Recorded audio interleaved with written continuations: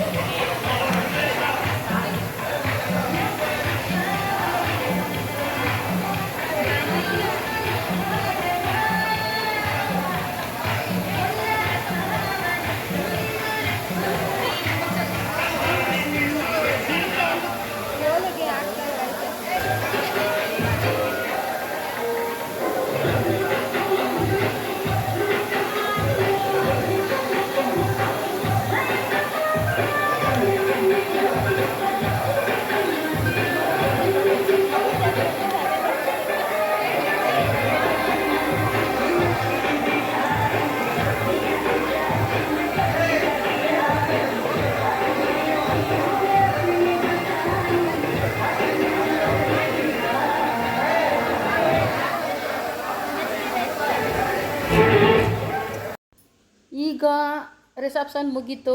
Next ನಾವು ವಿಳ್ಳೆ ಶಾಸ್ತ್ರಕ್ಕೆ ready ಮಾಡ್ಕೊತಾ ಇದ್ದೀವಿ.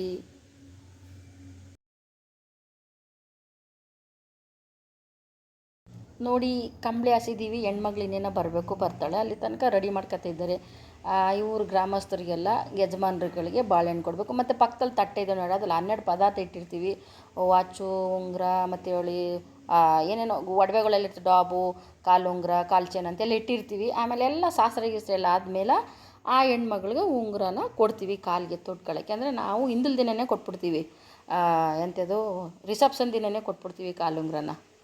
ನಾಳೆ ತಾಲಿ ಕಟ್ಸೋ ಸೋಮವಾರಕ್ಕೆ ಶಾಸ್ತ್ರ ಮಾಡ್ತಿದ್ದೀವಿ. 5 ಜನ ಮುತ್ತೈದೆ ಹೆಂಗಸರು ಶಾಸ್ತ್ರ ಮಾಡ್ತಿದ್ದೀವಿ. ಇದು ಕೊಳ್ಳೇಗಾಲ ಶಾಸ್ತ್ರ ವೀಕ್ಷಕರೇ.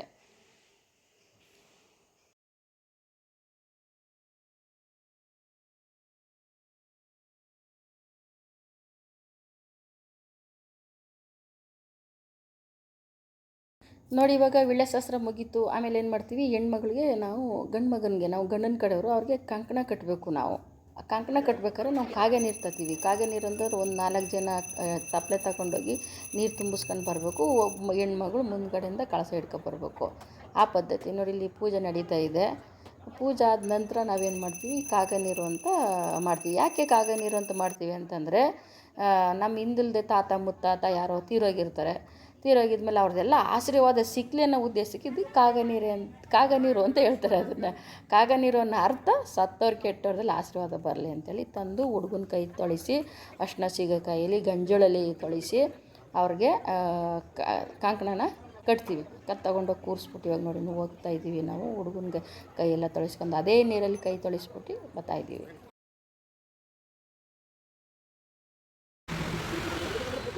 ಮತ್ತು ಬೆಳಿಗ್ಗೆ ಆಯಿತು ಸೋಮವಾರ, ಇನ್ನು ಭಾನುವಾರ ಆಯಿತು, ಬೆಳಗ್ಗೆ ಸೋಮವಾರ ಬಂದ್ವಿ. ದೇವ್ರು ತರಲಿಕ್ಕೆ ಅಂತ ಬರ್ತೀವಿ. ನಮ್ಮ ಹಳ್ಳಿ ಶಾಸ್ತ್ರ ಪದ್ಧತಿ ಥರ ಲಿಂಗದಿರನ್ನ ಕರೆದ್ಬಿಟ್ಟು ಕಳಸಗಳಿಗೆಲ್ಲ ಪೂಜೆ ಮಾಡಿಬಿಟ್ಟು ಅದೆಲ್ಲ ನಾವು ನೋಡಿ ಪೂಜೆ ಮಾಡ್ತಾಯಿದ್ದೀವಿ. ಲಿಂಗದಿರೆಲ್ಲ ಪೂಜೆ ಮಾಡ್ಕೊತಾ ಇದ್ದಾರೆ ನೀಟಾಗಿ. ಮತ್ತೆಲ್ಲ ಆರತಿ ಎತ್ತಿದ್ದಾರೆ ನೀಟಾಗಿ. ಮತ್ತು ಆಮೇಲೆ ಏನು ಮಾಡ್ತಾರೆ, ಒಂದು ಬಸವನ್ನ ಕರ್ಕೊಬಂದಿರ್ತೀವಿ ನಾವು ಊರಿಂದ. ಮಲ್ಲೂರೈನ ಬಸಪ್ಪ ಇರಬೇಕದು, ಮಲ್ಲಪ್ಪ ಬಸವಣ್ಣ ಅಂತ. ನೆಕ್ಸ್ಟು ಮುಂದೆಲ್ಲ ಹೋಯ್ತಾ ಅಲ್ಲಿ ಬಸವಣ್ಣ ಬರ್ತಾನೆ. ಇಲ್ಲಿ ಕಳಸಗಳಿಗೆಲ್ಲ ನಾವು ರೆಡಿ ಮಾಡ್ಕೊತಿದ್ದೀವಿ. ನೋಡಿ, ಲಿಂಗರು ಕೂಡ ಎಲ್ಲ ರೆಡಿ ಮಾಡ್ಕೊತಿದ್ದಾರೆ. ತಮ್ಮಡಪ್ಪ ಕೂಡ ಎಲ್ಲರಿಗೂ ಆರತಿ ಎತ್ತಿ ನೋಡಿ. ಬಸವಣ್ಣ ಬಂದ ತಕ್ಷಣ ಆರತಿ ಎಲ್ಲ ಎತ್ತಿ ಬಸವಣ್ಣನೇ ಮುಂದೆ ಬಿಡಬೇಕು. ಬಸವಣ್ಣ ಯಾರನ್ನೂ ಮುಂದೆ ಬಿಡೋಲ್ಲ, ಹಂಗೆ ತಿವಿದ್ಬಿಟ್ಟು ಕಳಿಸ್ಬಿಡ್ತದೆ ವಾಪಸ್ ವೀಕ್ಷಕರೇ. ತುಂಬ ಪವರ್ಫುಲ್ ದೇವ್ರು ನೋಡಿ. ಅದು ಬಿಡಬೇಕು, ತಪ್ಪಿಯವರು ತಪ್ಪು ಕಾಣಿಕೆ ಕಟ್ಟಬೇಕು ಬಸವಣ್ಣನಿಗೆ. ನಮ್ಮಲ್ಲಿ ಅದ್ಭುತವಾದ ಲಿಂಗದಿರ ಡ್ಯಾನ್ಸ್ ಇದೆ, ನೋಡಿ ಎಂಜಾಯ್ ಮಾಡಿ ವೀಕ್ಷಕರೇ.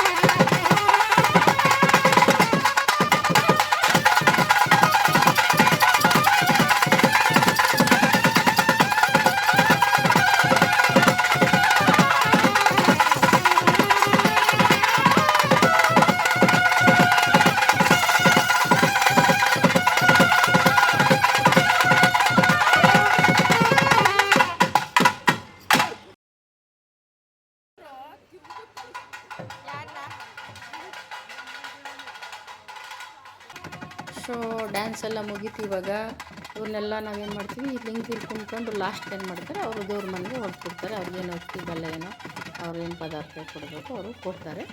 ಆ ನಂತರ ಏನು ಮಾಡ್ತೀವಿ, ಆರತಿ ತಗೊಂಡು ಬಸವಣ್ಣನಿಗೆ ಮತ್ತು ದೇವ್ರ ತಂದಿರೋ ಈ ಥರ ಹೆಣ್ಮಕ್ಳಿಗೆಲ್ಲ ಆರತಿ ತೆಗೆದು ನಂತರ ಏನು ಮಾಡ್ತೀವಿ, ಮಂಟಪದ ಹತ್ರ ಹೋಗ್ತೀವಿ. ಮದುವೆ ಗಂಡು ಮದುವೆ ಹೆಣ್ಣು ನಿಂತಿರ್ತದೆ, ಅಲ್ಲಿಗೆ ನಾವು ದಾರೆ ರೆಡಿ ಮಾಡ್ಕೊತೀವಿ.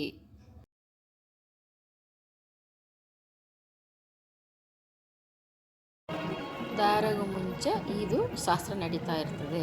ನಮ್ಮದು ಕೊಳ್ಳೇಗಾಲ ಶಾಸ್ತ್ರ ವೀಕ್ಷಕರೇ, ತುಂಬ ಅದ್ಭುತವಾಗಿ ಚೆನ್ನಾಗಿ ನಡೀತಾ ಇರ್ತದೆ ಶಾಸ್ತ್ರ.